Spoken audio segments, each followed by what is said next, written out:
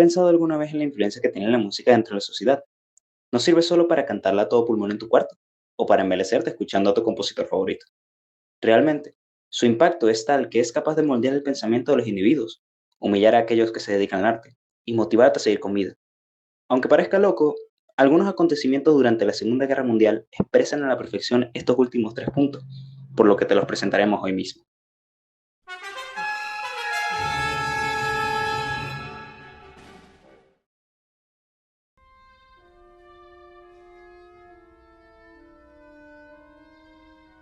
Durante la Segunda Guerra Mundial, la música fue también utilizada como una herramienta de control. El régimen nazi decidió qué compositores podían escucharse y cuáles debían desaparecer de los escenarios. A esta persecución la llamaron música degenerada, una etiqueta que mezclaba antisemitismo, racismo y el rechazo de las corrientes musicales modernas, como el dodecafonismo.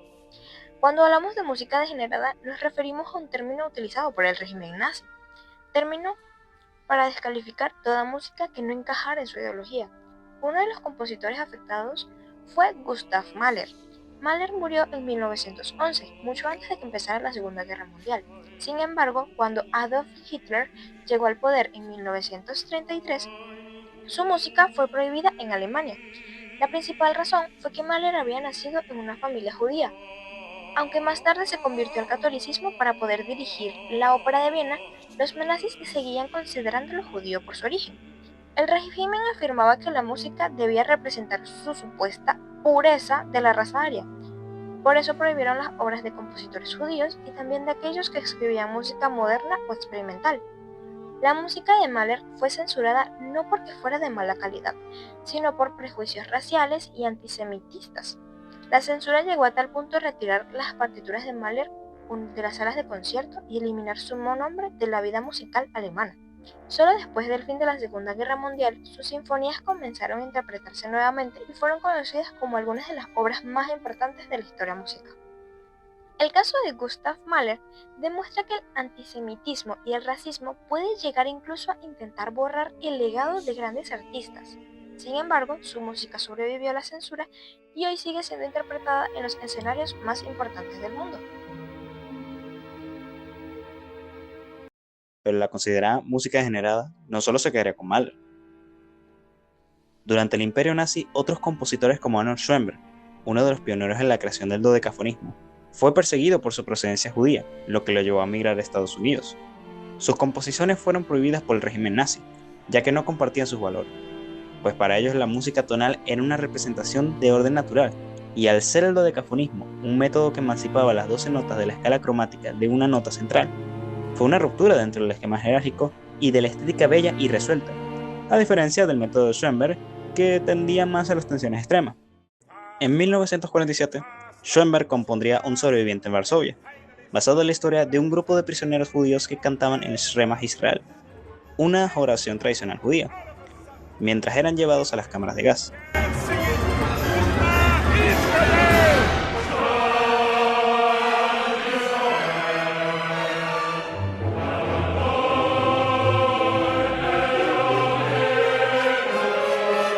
Schoenberg describió esta pieza como una advertencia a los judíos de nunca olvidar quiénes son y lo que les hicieron. Otro compositor afectado por la Segunda Guerra Mundial fue Hans Krinek. Lo curioso es que este hombre no era judío, sino que era considerado de área pura. Sin embargo, tras la publicación de su ópera jazz titulada Johnny Spills Out, que contaba la historia de una cantante, un compositor y un violinista metidos en un triángulo amoroso, donde a este último, un saxofonista afroamericano de nombre Johnny le robaría su violín, utilizándolo para expresar la libertad en un mundo envuelto de música culta tradicional. La obra se volvió el máximo exponente de la República de Weimar, pues capturaba ese espíritu libre, eufórico y desenfrenado de los años 20 en Europa. Sin embargo, debido al uso del jazz y de poner de figura central a un afroamericano, el partido nazi posteriormente la expondría como el claro ejemplo de música degenerada, e inculparía falsamente a Krenek de ser judío. Esto encadenó la migración del compositor a Estados Unidos. Si de algo podemos sacar de estas dos vivencias, es el ver cómo una ideología alcanza el punto de censurar lo diferente, sin importar lo que cueste.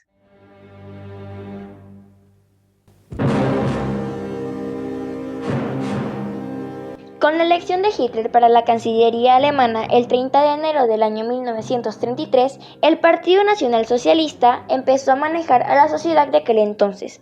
A partir de esto, se creó lo que se conoce como el Ministerio del Reich para la Ilustración Pública y Propaganda, el cual estuvo a cargo del ministro Joseph Goebbels. Este fue el que fundó posteriormente la agencia gubernamental titulada Cámara de la Cultura del Reich.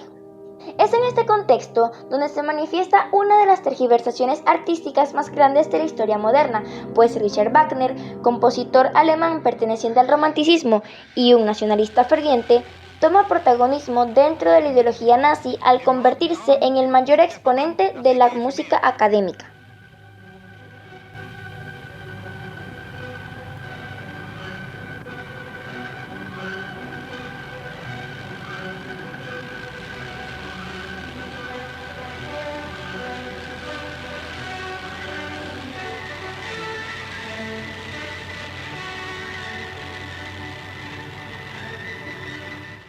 Es bien sabido que Wagner, como todo alemán de su época, era abiertamente antisemita, mas sin embargo, pese a haber escrito un tratado titulado Judaísmo en la música, en donde afirmaba con certeza que los judíos eran incapaces de componer piezas de calidad, realmente no compartía los ideales de Adolf Hitler.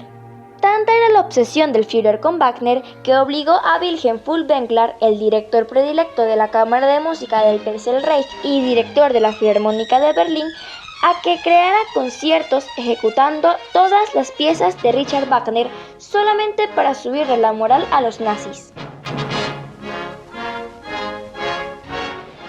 La influencia hitleriana convirtió el Festival de Beirut, que originalmente servía para interpretar todas las obras de Richard Wagner, en un centro cultural e ideológico, donde se empezó a hablar sobre estas ideologías tan degeneradas. Lo que sucedió con Wagner es el claro ejemplo de que la música puede pasar de enaltecer el espíritu a convertirse en el lavado de cara de todos estos regímenes dictatoriales, que solamente transforman la música para su propio uso y le borran todo significado original, convirtiéndolos en mera propaganda. Pero Alemania no fue el único país en implementar la música como propaganda, pues a diferencia de la doctrina nazi, los soviéticos no se regían en base a una pureza racial. Ellos más bien buscaban moldear al hombre de futuro, es decir, crear al nuevo hombre soviético, ya que para el Partido Comunista la música no podía ser un lujo ni una expresión puramente abstracta. Tenía que ser una herramienta pedagógica para las masas. Aquí entra algo que se conoce como realismo socialista, lo cual fue una doctrina estética y artística oficial impuesta por la Unión Soviética entre 1932 y 1980.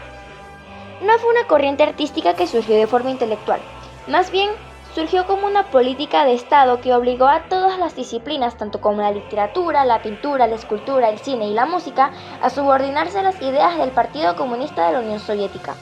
Los soviéticos tenían a su propio Joseph Goebbels. Este se llamó Andrei Zhdanov.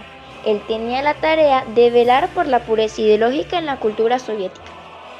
Desde su posición, él se encargó de lo que se conoció después como el Decreto Zhdanov, movimiento que fue una crítica y descalificación contra muchos compositores soviéticos, entre ellos Dmitri Shostakovich, cuyas composiciones desafiaban la autoridad de Stalin. El compositor ruso fue perseguido en diversas ocasiones debido a sus ofensas al régimen de Stalin. Sin embargo, mientras él se encontraba componiendo su séptima sinfonía, sucedió un trágico hecho: el asedio de 1941 a la ciudad de Leningrado. Este momento lo incentivó a terminar su sinfonía y a querer estrenarla en Leningrado. Sin embargo, la situación de la ciudad era tal que los músicos de la Orquesta Filarmónica de Leningrado tuvieron que ser evacuados, y esto lo incluía a él. No es sino hasta el 9 de agosto de 1942 que la pieza logra estrenarse con éxito, pero el panorama era bastante lamentable. Los músicos de la radio de Leningrado eran los únicos que estaban en pie, pero se desmayaban constantemente en los ensayos. Incluso una de las tácticas para que ellos pudieran terminar de ensayar era quitándoles las raciones de pan.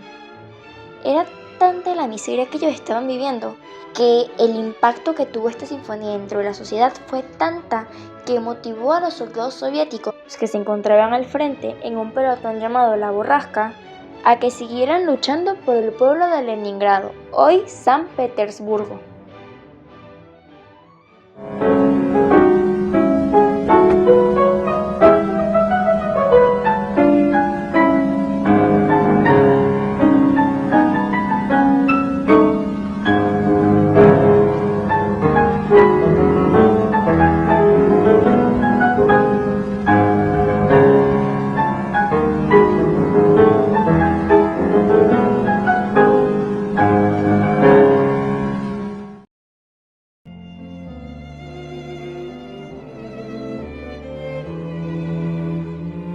Cuando pensamos en el Holocausto, es difícil imaginar que la música pudiera convertirse en una herramienta para salvar vidas.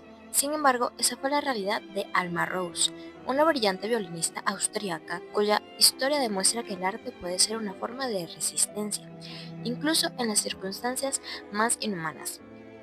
Alma nació en Viena en 1906, dentro de una familia de grandes músicos.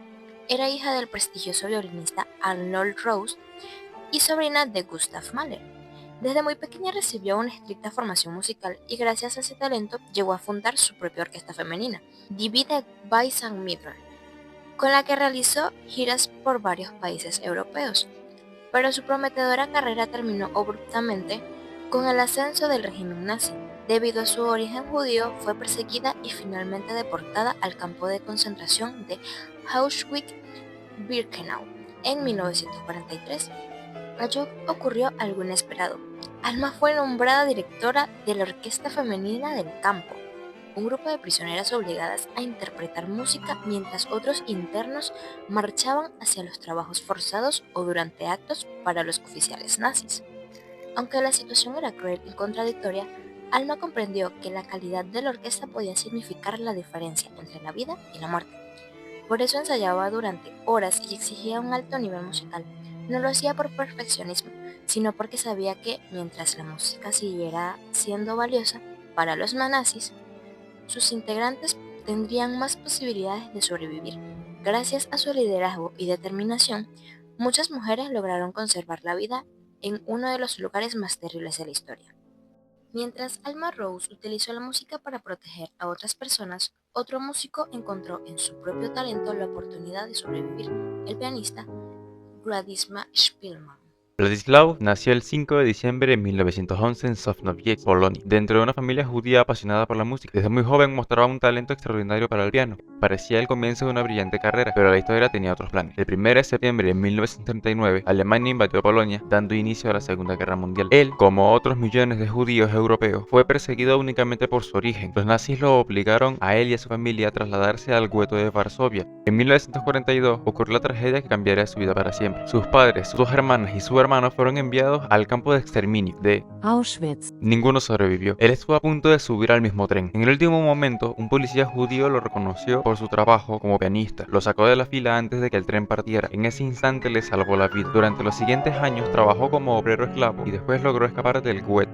En noviembre de 1944 ocurrió uno de los momentos más extraordinarios de su historia. Un oficial alemán llamado Wilhelm Hosenfeld encontró a Szpilman escondido en las ruinas de un edificio. En lugar de entregarlo, le preguntó quién era y Szpilman respondió: soy pianista. El oficial lo llevó hasta un piano que aún permanecía intacto entre las ruinas. Allí interpretó el nocturno en do sostenido menor de Frédéric Chopin. La interpretación conmovió profundamente al oficial, que en vez de denunciarlo decidió ayudarlo. Le llevó alimento, ropa y un abrigo militar para protegerlo del frío hasta la llegada del ejército soviético. La música una vez más le acababa de salvar la vida. Tras el fin de la guerra, Szpilman regresó a la radio polaca y retomó su carrera musical. Compuso cientos de obras para piano, radio y cine, convirtiéndose nuevamente en una figura importante de la música polaca. Falleció el 6 de julio del año 2000 a los 88 años. Su historia permanece como uno de los testimonios más impactantes sobre el poder del arte y la resistencia humana. Uno de los libros que habla de su historia y quien desea conocer su experiencia con mayor profundidad puede comenzar por el libro autobiográfico El pianista, escrito por el propio Władysław Szpilman, publicado por primera vez en en 1946 y redescubierto décadas después. Relata con detalle su vida durante la ocupación nazi. Tras su fallecimiento, su historia alcanzó fama mundial gracias a la película El pianista de 2002, dirigida por Roman Polanski y protagonizada por Adrien Brody. La cinta ganó 3 premios Oscar, incluido el mejor actor para Brody, y considerada una de las representaciones cinematográficas más fieles de su vida.